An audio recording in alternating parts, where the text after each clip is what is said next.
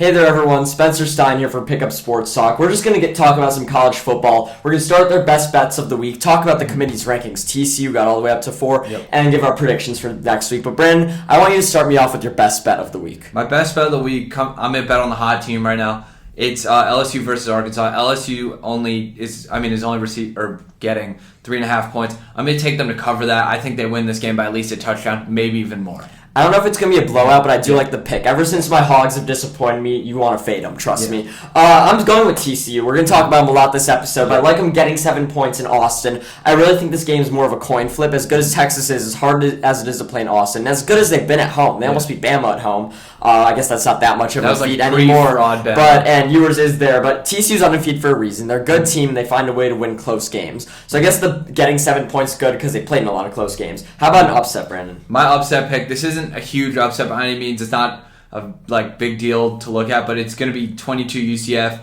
upsetting number 17 Tulane. I think right now UCF just is going to come into this game as the better team. UCF should be favored. I'd actually take Tulane in that game. For me, it's going to be Purdue getting 6.5 on the road outright. They're Illinois favored by 6.5 in Champaign, but they're coming off a heartbreaking loss against Michigan State. Purdue's also looked horrible last week. They went down 21 early to Iowa, but I think Purdue's going to bounce back, get a win on the road here against a Illinois team that overachieved. So, Brandon, let's talk about the playoff committee's rankings this week. Obviously, we expected Georgia to be 1, Ohio State 2, Michigan 3, even though I think Michigan's outperformed Ohio State. But the big news came with TCU being ranked 4 ahead of Tennessee. Was that the right call? I think Georgia, by the way, just to start, Georgia, Tennessee, good game. Georgia's a great team, but I think they had to favor the 9-0 team. Do I think that they deserve it? Probably not, but I think the committee felt obligated to favor the undefeated team. Probably not. I think for sure. Tennessee looked horrible in that game. I don't expect them to look much better against Georgia, but TCU's 9-0, and everyone's talking about how their schedule's been weak.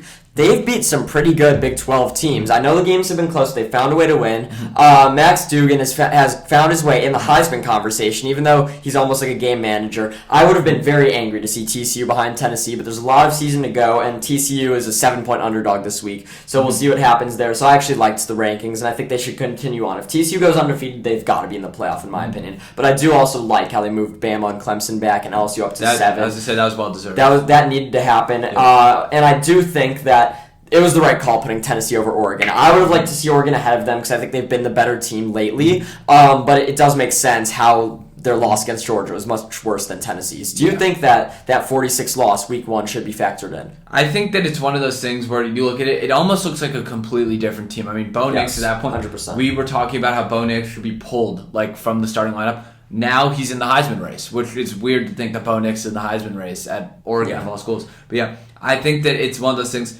where although they might factor in, I personally don't think it needs to be a major factor. I think you got to look at the progress over the year. I think when you're looking at them head-to-head right now, Tennessee should be above them. It makes sense. They have a better win and a not-so-bad loss. But long-term, if Tennessee goes undefeated, they won't have a conference championship, and they'll have their 1 win against Bama and a big loss against Georgia. Oregon, if they run the table from here on out, will have a conference championship, probably over USC. So Oregon still has more room to prove a lot to them, so I think they have a higher chance of making the playoff, but right now it makes sense for Tennessee to be above them. Brandon, let's get to picks. We kind of talked about TCU, Texas. I said I think it's going to be a close game. Realistically, I should take Texas, but I'm going to go with the Horned Frogs in an upset. How about you? Me, I'm personally going to take the Longhorns here. I just think that Texas has a way of playing spoiler, and I think that's what's going to happen this week for sure. And assuming UCF, Tulane, we already talked about, you're going to go with that side. How about Arizona on the road this week against UCLA? It's spread's 20 here. I think that UCLA wins this game pretty handily. I actually think Arizona will cover, though. I think that they could find a way to not keep it close, but lose by maybe like 17.